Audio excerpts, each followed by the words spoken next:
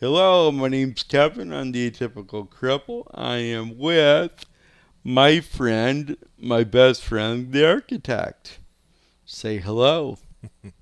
Hello, and good evening. It's been a while since I've been trying to get you to do this for how long? Oh, probably a couple years. It's only on my birthday that we actually help we do this. Yeah, well, it takes a bit. I wouldn't say it's the most comfortable for me, but I maybe over time we'll resolve that. I understand, but we've gone through so much. Where, how did I meet you? Well, that's a long story with a sordid past, but that particular part maybe not so bad. And that was well, my ex-wife's parents, I think, Yes, and we were both interested in C.S. Lewis, and they got us together, and the rest is history, as they say. right. We actually, well, I would say we met at church. I thought I met you the first time when they invited you over to their condo. Mm, And then we met again at church, of course, after that. mm-hmm. And then our first outing one on one together was at the Harmon, and we had lunch there. It's quite the experience. For me especially. Do you wanna tell a little bit that experience? Because I got to know you real well. Well, you may be more keenly aware of it, but it certainly was interesting for me because, given your physical condition, you have certain limitations which Right. bear themselves out quite keenly in public, like trying to use a restroom, and your fingers aren't maybe as dexterous as you'd like them to be, and scooting up to A a urinal. urinal with a fanny pack at the time, and And what was I carrying in that said fanny pack at the time? heavy piece of metal, self-defense tool. Yes. Um, and trying to get all that out of the way, and then access the urinal in a way that maybe wasn't obvious you had just gone to the urinal when you leave. It's a bit challenging. So, I got to help you with that process, and that was very interesting for me. If I remember correctly, I was I had we were out and we were having a good time. You know, you were at lunch and I'm like, oh, I gotta go use the bathroom. I'm like, yeah, I'll follow you in there and we'll go together. And when I went in there, I had a, a satchel around my chest, Hmm. and I had a tape player in it for audiobooks. It was through the Library of the Blind and Handicapped. Okay, I see. I forgot about that piece. It was just It was huge. huge. Yeah, And then I it think it was was, like 10 inches square. The thing was big. oh yeah, it was a 4-track cassette player. And it had audiobooks. Oh yeah, I'll meet you down there. So I grabbed the cassette player and then I had the big chunk of metal underneath all that. Yep. And then I had my pants. And so we went in there. Oh yeah, I gotta go. And it was like I'm thinking, how am I gonna get this stuff off? And you were just like, here, let me help you out. And you just reached in, grabbed my thing, and said, go. And I was sitting there going, well, that was different. Well, it looked like you had to use the bathroom, man. Yes, yes. And it's funny. I talk to people about things that happen that are ironic and comedic Hmm. at the time. Um, I'm not sure if you remember this story, but one time I was at another gentleman helping me in the bathroom at a Red Cross in Seattle, and he was really hard of sight. So he had his head in my crotch trying to figure out what was going on with my zipper. And somebody comes in, sees what's going on, and just does a 180 and leaves. And you're just like, I'm sitting there. I got his head right here. Yeah, I mean the kind of judgment that you have to go through for simple tasks, just going to the bathroom. That's a whole different kind of Oh, a thing. Well, for my part, I'd had kids at that point in time, and that whole mystery, mystery is the wrong word, but the stigma gone. I mean, right. You got to go to the bathroom. You wash your hands anyway. Who cares? Not caregiver protocol for sure. I have one caregiver who goes through like 5 pairs of gloves a day. Oh, you want? I gotta touch you. Glove on. Yeah, that's her superpower. Glove. But does she wear 2 layers? No, she doesn't wear 2 layers, but she's always quick with the new pair, which, when somebody's doing butt care, it's a positive. But when somebody's like making food and they go through 3 pairs of gloves for one meal, yeah, it's like, but what do you say? You can't say no. Yeah, I don't think any professional chef that I know of has ever gone through 3 pair of gloves preparing a meal, right? Right. You wash your hands. You make the meal. You wash your hands and you serve. Mm-hmm. You don't. No. Yeah, and that costs you money, really. At the end of the day, that's supplies that you're providing, and it costs somebody money. Okay, it's not free, right? It's a cost. It's not free. Yeah. Everything's a cost, and I think the ways that you've seen me grow as a person is trying to figure out where those real costs are. Because not everything costs in money or in, some sort of physical, tangible resource. I think a lot of what I go through, it's emotional, things. Because, I have people that have hard lives. Mm-hmm. You met many of them. And, so... Yeah. And sometimes it's even more subtle than the initial emotional cost. Mm-hmm. Right? People let things grow subconsciously. They're not even aware of them, and they come back and they bite you later. And suddenly you find that someone's angry at you, and they can't even, tell you why. Yeah, and then you find out why, and then they're embarrassed as to why they're angry, and then they're angrier over that. You make people face their issues when they're not ready for it, and you're not going to get a happy person in most cases. Existential crisis. Mm-hmm. I'm only trying to help you, and you put me into existential crisis, Kevin. But anyway, all right, so that's kind of what I go through. And so you and I met, 2001? Yeah, I think my first was born, but my second wasn't yet. Right. About 2001. Mm-hmm. Yeah, your firstborn used to come up and grab my joystick and be like, ah! Of course, it would turn off by itself if not in use, and so that saved us a few times. Saved him a few toes, I'm sure. That was interesting. So we've known each other for 20 years, 20 some odd years. So my moniker, my atypical cripple, what do you think of that? Do you think I embody the normal cripple?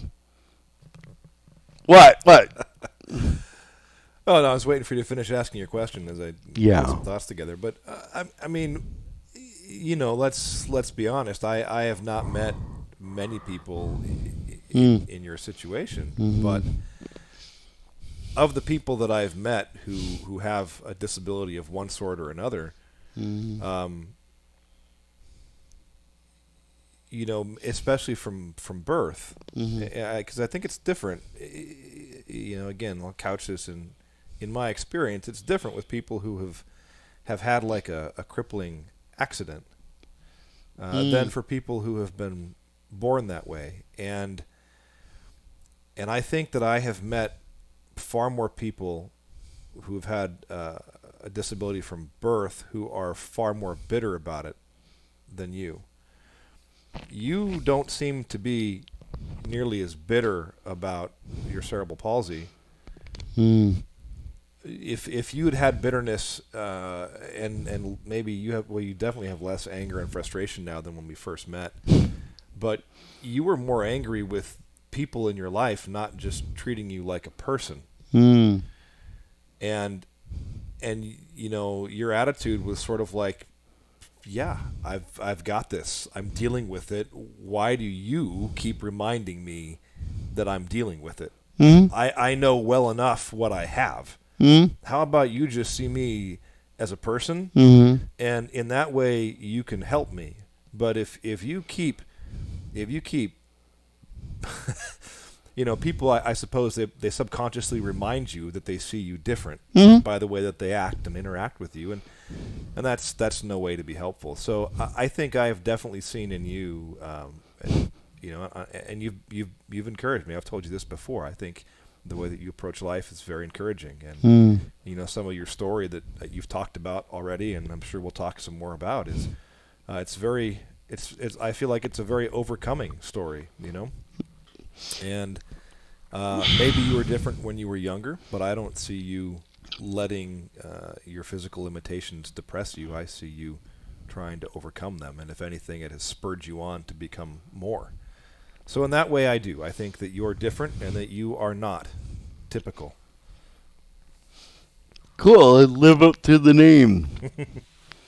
That's good. Yeah. Well, there was a time that I used to be around more people with disabilities, and I've tried to not be around them because in special ed rooms, people tend to mimic what they're modeled, and in the special ed realm, especially in public schools, nobody's given correction because there's no expectation of doing better. You're just there. And when I went through school, I was mainstreamed, and I was one of the few people that were mainstreamed. We had a deaf guy. I mean, he played football. He had a sign language guy on the field. I mean, I'm not saying he's not disabled, but if you're playing football and all that you need is, someone to give you signs on the side of the field, Well, yeah. that seems to be the level of inclusiveness that people kind of give towards. It's like, oh, hey, we just need here, let's go. And I have relatives that are like this, like my uncle. You remember the time you yelled at me for picking up rock, not picking up rocks? Yeah. I mean,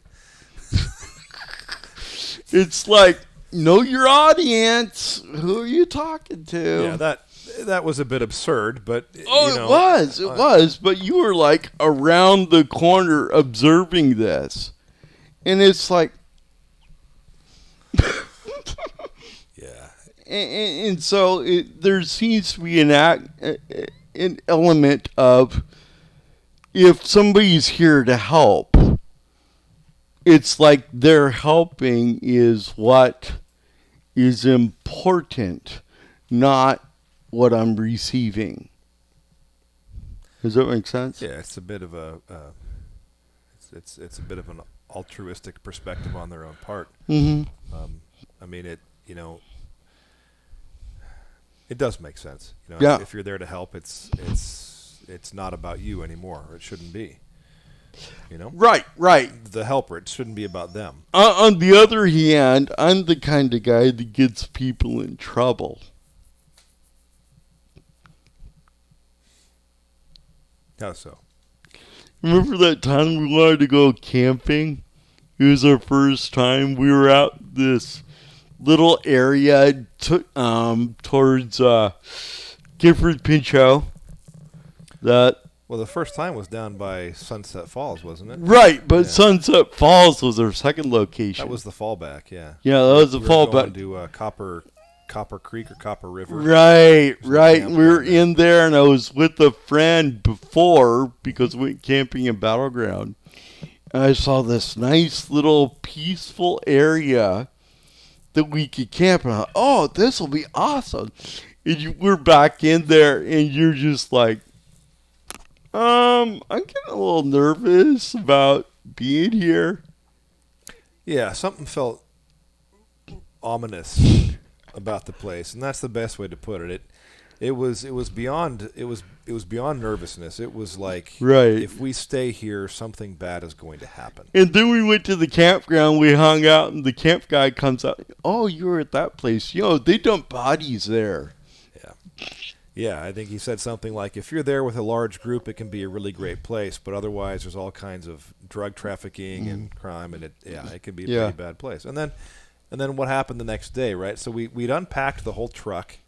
We're getting ready to set up, and I finally convinced you, dude, I know it feels bad. And you're like, all right, we can go. I'll trust you. And you were obviously, you're a little pissed off because you want to show me this campsite. First time we go out there, we're all packed up. We drive 200 miles or so to get Yes, there. yes. And it's getting into the evening, and we're hot and tired, and because it's summertime. And so I pack us all up. And we left. And you were putting together the big, 5-person tent. Yeah, we had it laid out. Yep. And you just So we left a few items there under the bushes. yes. And we'd gone around and inspected the site. And they were kind of like two distinct little areas, like a campfire area and then a different area where we were going to pitch the tent. And it was pretty benign. Nobody had been there recently. So the next day we come back out there and we take a look. And I don't know, we got back out there maybe noon. 9. Was it 9? It was early. It was early. I Yeah. mean, we left the other campsite because we'd reserved it. We kept everything. We secured it, but we put everything in the tent. Yeah. And we just went out to go shoot. Yeah. And we're usually up with the sun when we're out camping. So, Right, yeah, right. You're probably right. It's closer to 9 or 10. But we get out there, and the stuff we left under the bushes was gone. And there was clear evidence of there having been a campfire the night before. And a party. And a party. So it's like we would have been right in the middle of whatever the heck that was. And Right. given what we heard from the ranger, and the fact that they came in late and left early, it's a little sus all the way around. Right, right. Yeah. And I didn't want to have to find myself in the middle of the night trying to, wrestle you into the truck. And heaven forbid these people were violent, whatever. How are we going to get your chair in there Well, and try to get out of this place? and this in was our short first notice? camping trip. And it's like, it was a little bit, what was it? We were sitting by the campfire and somebody was shooting laser pointer. Yeah, yeah. And what did I do? I got pissed. Hey, stop shining lasers. You got to put someone's eye out. And then what did I do? Well, I think you went over that direction, didn't you? I took off. Yeah. You were just like, whoa, what's going on? I took off, and I went over there, and I yelled at him a little bit, cussed at him a little bit. And then they're just like, well, what just happened? And it was a line of 5 hopped up rice burners go peeling out. And it's like, well, I guess if they have wild cripples here. Yeah, you scared them off. They didn't know what to do. I mean, it was like, what do you do? In Russia, I know what they would have done. They would have rolled me into a creek and called it a night. But in Russia, I probably would have had an RPG. And you might not have been camping either. I don't know. I watch a guy online. His survival Russia. I'd like to go camping with him. Well, we got to get you tank chair first. Yes, tank chair. So that was our first camping trip, and it took us a while to get out because your wife had a couple of small kids, and we needed to make sure that she was good to go. And we had some false starts, not that time, but afterwards. Subsequently. Yeah. Yeah, but ultimately, I think our experiences. I mean, here's the thing. One time you asked me why we're friends. And I think one of the reasons why we're friends, why we're so good friends, is that you know what it takes to expand my circle of experience. And you don't see that as a no-go cost. No, it's if anything, it's a challenge. Right. I mean, it's But it's not insurmountable, and it's not something where I expect. No, it's a challenge because I think we can do it, and it's worth doing. And I don't mind the effort or the energy output. And Even if it's 2 a.m. and I gotta go to the bathroom. And it's wintertime, and we have to get out of a 5 layers of blankets and Gosh, that was on our own sleeping bags. That was when we went duck hunting. And hike it, 50 yards across to the neighbor's outhouse area. And yeah. Well, right. And try to get into the toilet without waking everyone up. Oh. Yep. That was an experience. Yes. Remember that kerosene stove? We just could not get that to burn clean. That was It terrible. smelled so bad. So. But we were in a tin shed out at my uncle's land. Yeah. We were going duck hunting the next morning. We'd stayed up until what? 1? Yeah, way too late. And then we were up at like 5. What did we have what did I have in the flask? It was that Yukon Jack. A little bit of Yukon Jack in the morning to wake you up while you're watching the ducks. Yeah. Drinking while hunting, not times. a very good thing. But when you have cerebral palsy, it does. Talk about that. About what? Cerebral palsy and alcohol? No, cerebral palsy and what a little. Because it's not the first time you're like, hey, dude, this will take the edge off a little bit. Sure. And you see me. Well, and yes, and I'm not sure. Obviously, there's a physical component to it, but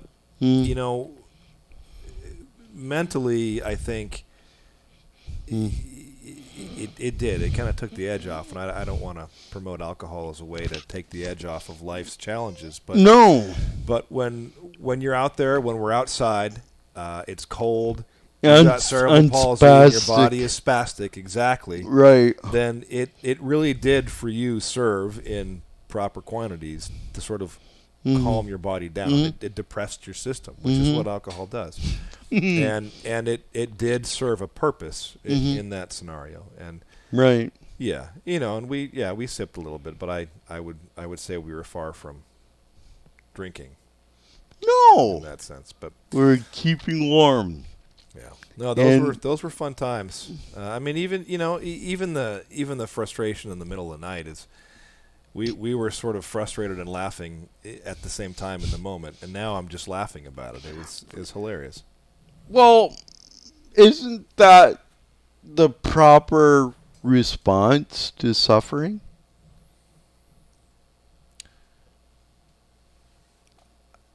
I think so.